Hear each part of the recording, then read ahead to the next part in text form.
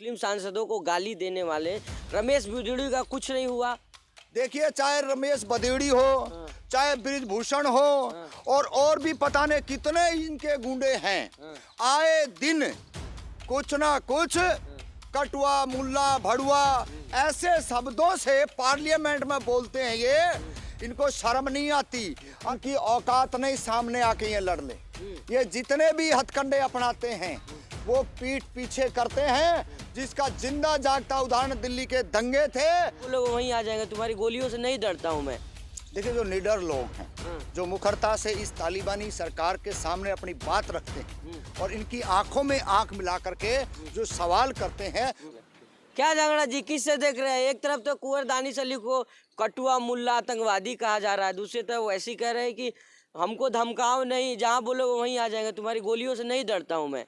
देखिए, जो निडर लोग हैं, जो मुखरता से इस तालिबानी सरकार के सामने अपनी बात रखते हैं और इनकी आंखों में आंख मिला करके जो सवाल करते हैं, उसका आज वर्तमान के अंदर 150 सांसदों को किस तरीके से दूध में मक्खी की तरह 1 सेकंड में निकाल के फेंक दिया।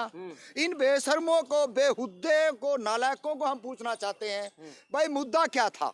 आप मैन मुद्दे से भटकाने के लिए हथकंडे पे हथकंडा, हथकंडे पे हथकंडा, हथकंडे पे हथकंडा अपनाए जा रहे हो। आप नहीं बच सकते, आपको आना पड़ेगा। करोड़ों रुपए लगा करके आपने कहा था कि परिंदा भी पर नहीं मार सकता। बड़े बड़े वहां पे स्लोगन वगैरह, बड़े वहां पे बाबा बुलाए गए, इतना ड्रामेबाजी करा गया, पूजा पाठ हुआ खूब जितना उन्होंने करना था। और एक और देखियो, इस देश की राष्ट्रपति को नहीं बुलाया और तमाम विपक्ष के लोग थे, उन्होंने कहा भाई हम नहीं जाएंगे, वो गए नहीं। सवाल यही आ रहा है कि आपने जो पार्लियामेंट के अंदर जो बड़े बड़े वादे किए थे, परिंदा पर नहीं मार जाता, वहां पे इस देश के बेरोजगार, पढ़े लिखे और अच्छे पढ़े लिखे जो बच्चे थे, उन्होंने ये बता दिया कि ये हो सकता है आपकी पार्लियामेंट में। ये तो इस देश के बेरोजगार गए हैं, जो अपने आप को जो ताकत दिखा रहे थे ना। अगर ये ट्रायल हमने नहीं किया होता तो वहां पे कोई भी आतंकवादी बड़ी आसानी से घुस जाता और इन्होंने जो पार्लियामेंट बनाई है धमक दे से उड़ा देता। अच्छा, एक बात बताइए, आप कह रहे हैं इतने लोगों को निलंबन हुआ है, लेकिन मुस्लिम सांसदों को गाली देने वाले रमेश बिधूड़ी का कुछ नहीं हुआ। देखिए, चाहे रमेश बदेड़ी हो, चाहे ब्रिजभूषण हो, और भी पता नहीं कितने इनके गुंडे हैं, आए दिन कुछ ना कुछ कटुआ, मुल्ला, भड़ुआ ऐसे शब्दों से पार्लियामेंट में बोलते हैं।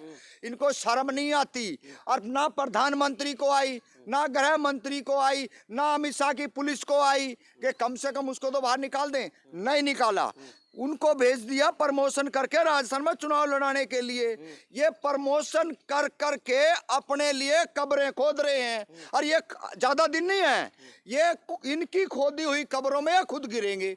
भाई, आपने मसला था कि तारी बनाई हुई जो पार्लियामेंट है उसमें बच्चे घुसे, अपनी बात कही, तुम्हारी नाकामी उजागर करी। अरे करना तो चाहिए था आपको सम्मानित उनको, और उल्टा आप इस पार्लियामेंट के चुने हुए जनता के प्रतिनिधियों को निकाल रहे हो।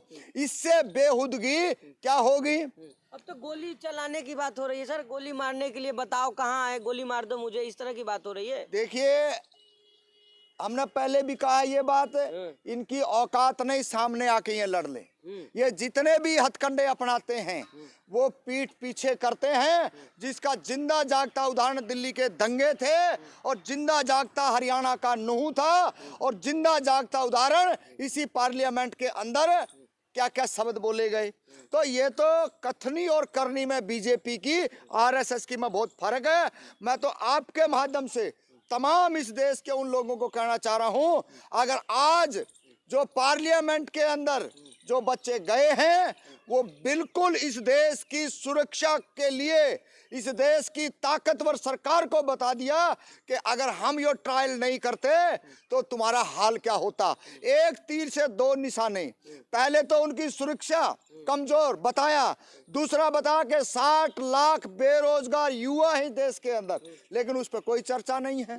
तो ये तो हम लोगों को समझना पड़ेगा, इस देश के छात्रों को समझना पड़ेगा, इस देश के मजदूरों को समझना पड़ेगा, इस देश के तमाम वंचित शोषित पीड़ित लोगों को। अन्यथा ये देख लेना, आज तो सरकारी स्कूलों को मर्ज किया जा रहा है, सरकारी स्कूलों के बजट घटाए जा रहे हैं। दिल्ली जेएनयू के अंदर अगर हम प्रोटेस्ट करें तो सवाल क्या आता है कि 20,000 रुपये जुर्माना। भाई देश के अंदर अघोषित इमरजेंसी है, और मैं तो उन नेताओं को कह रहा हूं जो राकेश डकैत पर गए, जो फालतू की बातें कर रहे हैं कि भाई नीलम को हम नहीं जानते, प्रोटेस्ट में तो चोर भी आ जाते हैं, सारे लोग आते हैं। अरे भाई तेरे ऊपर जब लाठी चार्ज हुआ, जब वहां डांगरों नींद नहीं आई थी और तेरे लिए सारे काम करे थे, ये जातिवाद और ये जाटवाद एक तो पार्लियामेंट के अंदर फैला रहा है और बाहर राकेश डकैत जैसे जातिवाद फैला रहे हैं। अगर ये जातिवाद फैलाना था, तुमने जाति के इतने बड़े चौधरी थे तो पहलवानों को यहाँ पे किस तरीके से रौंदा गया ये देखना चाहिए। जब जाट कहाँ गए थे, बड़ी बड़ी खापें हो रही थी, बड़े बड़े लोग आके ना यहाँ पे, कोई 72 खाप का, कोई 56 खाप का, कोई 73 खाप का। अरे कहाँ गए तुम? अबे मलिक भी तो जाट समाज से हैं, वो भी रोते हुए कल संन्यास ले लिया। तो उन जाटों को शर्म आनी चाहिए जो 2 दिन पहले प्रोटेस्ट कर रहे थे। वो आरएसएस के, बजरंग दल के, करनी सेना के गुंडे हैं बिल्कुल। वो जो प्रोटेस्ट उन्होंने किया, आज साक्षी मलिक पे तो आ जाओ, साक्षी मलिक पे नहीं आएंगे। वो कहाँ जाएंगे? वो जाएंगे बिट्टू बजरंगी के समर्थन में, वो जाएंगे किसके? मोनू के समर्थन में। ये लोग मुस्लिम विरोधी है क्या? ये दलित विरोधी हैं, पिछड़ा विरोधी हैं, मुस्लिम विरोधी हैं। इन्होंने इस देश के अंदर दंगों से न्यारा कोई काम नहीं करा है। और आने वाले समय के अंदर अगर ये 24 में आते हैं, अघोषित इमरजेंसी देश के अंदर लगी हुई है, और 24 में अगर ये आगे तो ये तमाम, ना तो ये इस देश का संविधान को 16 पेज तो पहले उसमें से गायब कर दिए इन्होंने, और जो धरने चल रहे हैं किसी की आवाज को नहीं आगे बढ़ने देंगे। जिसका जिंदा जागता उदाहरण है कि आज इस देश के अंदर जो गोदी मीडिया है, लाखों धरने प्रदर्शन होते हैं। कोई यूट्यूब वाले साथी जिसके 1000, 2000, 5000 फॉलोवर हैं, वो अपनी बेरोजगारी की वजह से देश के अंदर काम कर रहे हैं, और वो हमारी जैसे लोगों की बात 10,000, 20,000, 50,000 लोगों में पहुंचाते हैं। लेकिन मेन मुद्दे पे वो आज मीडिया मौन है, और जिसका देश के अंदर